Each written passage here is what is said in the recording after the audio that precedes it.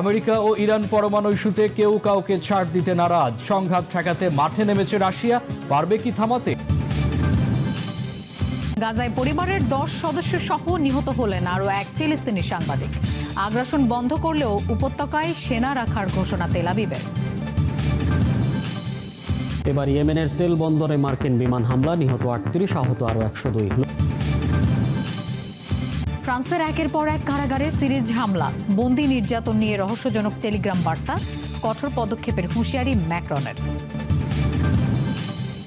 পৃথিবীর বাইরেও প্রাণের অস্তিত্বের শক্ত প্রমাণ পাওয়া গেছে, দাবি নাসার। এ নিয়ে পবিত্র কোরআনের ইঙ্গিত কি সত্যি হতে চলেছে? ডোনাল্ড ট্রাম্প, ইলন মাস্ক ও জাকারবার্গ সহ বিশ্বের 100 প্রভাবশালীদের পাশে ডক্টর মোহাম্মদ ইউনূস। কেন নেই কোনো ভারতীয়? পরমাণু ইস্যুকে ঘিরে দুই শত্রু দেশ আমেরিকা ও ইরানের মাঝে বিবাদ থামাতে এবার মাঠে নেমেছে রাশিয়া। পরমাণু কর্মসূচি বন্ধ না করলে ইরানে হামলা হবেই, এমন হুমকি যখন দিচ্ছে আমেরিকা, তখন ইরানও সাফ জানিয়ে দিয়েছে আলোচনা সমঝোতা হবে, তবে কোনো শর্ত নয়। এমন যুদ্ধাবস্থায় সংঘাত ঠেকাতে মধ্যস্থতা শুরু করেছে আমেরিকা ও ইরান, দুই দেশেরই বন্ধু রাশিয়া। রুশ প্রেসিডেন্ট ভ্লাদিমির পুতিন কি পারবেন আমেরিকা ও ইরানের সম্ভাব্য এই সংঘর্ষ ঠেকাতে? আর ব্যর্থ হলে কি মধ্যপ্রাচ্যে জ্বলবে আবার আগুন? গাজায় ফের ইসরায়েলি হামলা, 24 ঘন্টায় নিহত 40। গাজার রক্তক্ষয়ী যুদ্ধ নতুন করে আরও ভয়াবহ মোড় নিয়েছে। ইসরায়েলের প্রতিরক্ষা বাহিনী বৃহস্পতিবার সন্ধ্যা থেকে শুক্রবার সন্ধ্যা পর্যন্ত 24 ঘন্টার মধ্যে গাজায় চালিয়েছে ব্যাপক বিমান হামলা। গাজা স্বাস্থ্য মন্ত্রণালয়ের তথ্য অনুযায়ী এই হামলায় অন্তত 40 জন ফিলিস্তিনি নিহত হয়েছেন এবং আহত হয়েছেন আরও অন্তত 73 জন। একই দিনে এত প্রাণহানি আবারও প্রমাণ করেছে মানবিক সংকট কতটা চরমে পৌঁছেছে এই উপত্যকায়। 2023 সালের 7 অক্টোবর হামাসের হামলার জবাবে ইসরায়েল যে সামরিক অভিযান শুরু করেছিল তা এখনও চলছে। ওই দিন হামাস যোদ্ধারা ইসরায়েলে ঢুকে 1200 জনকে হত্যা করে এবং 251 জনকে জিম্মি করে গাজায় নিয়ে যায়। এরই পর ইসরায়েল গাজায় বিমান ও স্থল অভিযান শুরু করে। আন্তর্জাতিক চাপের মুখে চলতি বছরের 19 জানুয়ারি এক যুদ্ধবিরতি কার্যকর হলেও মাত্র 2 মাসের মধ্যে গত 18 মার্চ আবার শুরু হয় দ্বিতীয় দফার অভিযান। এই নতুন অভিযানে ইতিমধ্যেই 1,500-এর বেশি মানুষ নিহত হয়েছে। যুদ্ধ শুরুর পর থেকে মোট নিহত মানুষের সংখ্যা দাঁড়িয়েছে 51,065 জন এবং আহত হয়েছেন 1,16,505 জন, যাদের মধ্যে 56% নারী ও শিশু। এই মৃত্যু ও ধ্বংসের মিছিলে এখনও 250 জন জিম্মির মধ্যে অন্তত 35 জন জীবিত বলে ধারণা করছে ইসরায়েল। আইডিএফ জানিয়েছে তাদের সামরিক অভিযানের অন্যতম উদ্দেশ্য হল এই জিম্মিদের উদ্ধারে অভিযান চালানো। তবে জাতিসংঘ সহ আন্তর্জাতিক বিভিন্ন মানবাধিকার সংস্থা ও মধ্যস্থতাকারী দেশগুলো বারবার আহ্বান জানাচ্ছেন যে জাতিসংঘ সহ আন্তর্জাতিক বিভিন্ন মানবাধিকার সংস্থা ও মধ্যস্থতাকারী দেশগুলো বারবার আহ্বান জানাচ্ছে যেন ইসরায়েল মানবিক বিবেচনায় অন্তত যুদ্ধবিরতির পথে ফেরে। গাজা শহরের হাসপাতালগুলোতে জ্বালানি, ওষুধ ও খাবার সংকটে মৃত্যুর সংখ্যা প্রতিদিনই বাড়ছে। জাতিসংঘের আদালত ইন্টারন্যাশনাল কোর্ট অফ জাস্টিস ইতিমধ্যেই ইসরায়েলের বিরুদ্ধে গণহত্যার অভিযোগে মামলা গ্রহণ করেছে। শুধু আন্তর্জাতিক মঞ্চেই নয়, ইসরায়েলের ভিতরেও বাড়ছে যুদ্ধবিরতির দাবি। বহু নাগরিক, রাজনৈতিক, এমনকি সাবেক সেনা কর্মকর্তারাও সরব হয়েছেন। তারা বলছেন জিম্মিদের মুক্তি চাই, যুদ্ধ নয়। জনরোষের মুখে পড়েও ইসরায়েলের প্রধানমন্ত্রী বেঞ্জামিন নেতানিয়াহু এখনও সাফ জানিয়ে দিয়েছেন হামাসকে পুরোপুরি নির্মূল করা না পর্যন্ত এই অভিযান থামবে না। এদিকে ইয়েমেনে মার্কিন বাহিনীর অতর্কিত হামলা, নিহত 38।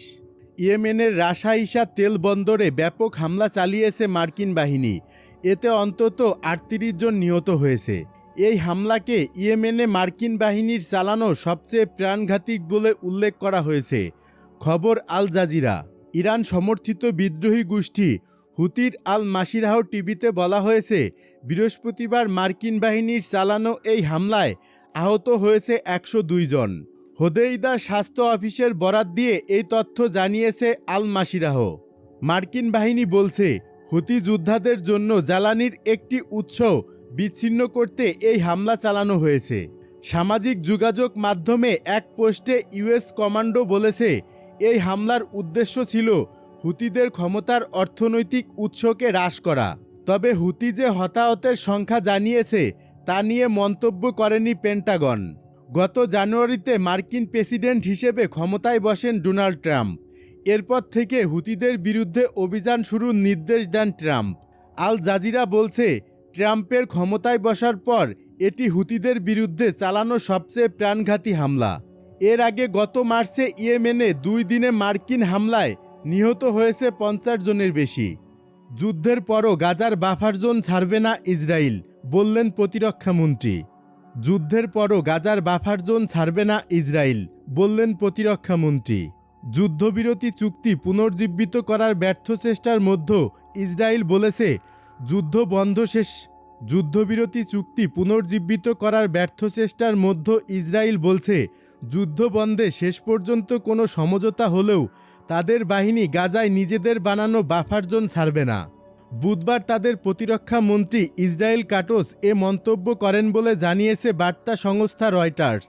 গত মাসে নতুন করে অভিযান শুরুর পর নিরাপত্তা অঞ্চলের নামে ইসরায়েলি বাহিনী গাজার ভেতর ঢুকে বিস্তৃত এলাকা নিজেদের দখলে নিয়েছে এবং 20 লাখেরও বেশি ফিলিস্তিনিকে ভূখণ্ডটির দক্ষিণ ও উপকূল রেখা বরাবর ক্রমেই ছোট হয়ে আসা এলাকাগুলোতে ঠেসে দিচ্ছে।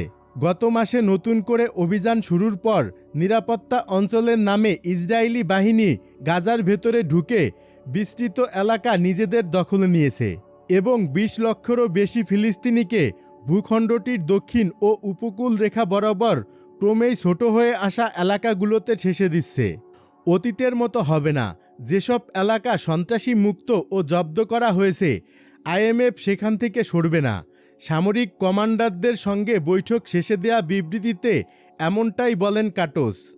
লেবানন ও সিরিয়ার মতোই গাজার স্থায়ী বা অস্থায়ী যে কোনো পরিস্থিতিতে আইডিএফ শত্রু ও বসতিগুলোর মাঝে বাফার হিসেবে থাকবে, বলেছেন তিনি। গত মাস থেকে চলমান অভিযানের সারসংক্ষেপ দিতে গিয়ে ইসরায়েলি সেনাবাহিনী জানিয়েছে ক্ষুদ্র ফিলিস্তিনি ভূখণ্ডটির 30% এখন তাদের নিয়ন্ত্রণে। কেবল দক্ষিণ গাজাতেই ইসরায়েলি বাহিনী সীমান্তবর্তী শহর রাফা দখলে নিয়েছে এবং আরও ভেতরে ঢুকে মুরাক করিডোর পর্যন্ত অগ্রসর হয়েছে। এই করিডোরটি রাফা ও খান ইউনুস শহরের মাঝে গাজার পূর্ব প্রান্ত থেকে শুরু করে ভূমধ্য সাগর পর্যন্ত বিস্তৃত। মধ্য নেটজারিম এলাকা জুড়ে বিস্তৃত একটি করিডোরও তাদের নিয়ন্ত্রণে আছে। প্রতিনিয়ত তারা তাদের দখলে থাকা অঞ্চলের আওতা বাড়াচ্ছে।